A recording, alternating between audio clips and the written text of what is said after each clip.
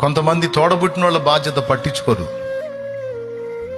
తప్పు నాయన, తిట్టి చెబితే వినట్లేదు కాబట్టి ప్రేమగా చెప్తున్నాను. తిట్టొచ్చు ఆ పాయింట్లు, కానీ నేను తిట్టనులే, ప్రేమగా చెప్తున్నాను. మార్చుకోండి. కాస్త తోడబుట్టిన వాళ్ళని కూడా పట్టించుకోండి. వాళ్ళు పిచ్చోళ్ళో మంచోళ్ళో, తెలివిగా ఉన్నారో తెలివి లేకున్నారో, వాళ్ళ చదువు ఎట్టుందో, వాళ్ళ పరిస్థితులు ఎట్లున్నాయో. నీ తమ్ముడు ఎలా ఉన్నాడో చూడనానా?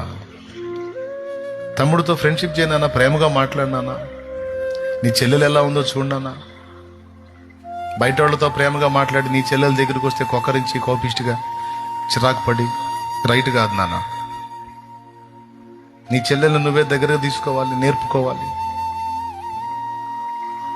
నీ తమ్ముడిని నువ్వే దగ్గర తీసుకోవాలి, నేర్పుకోవాలి.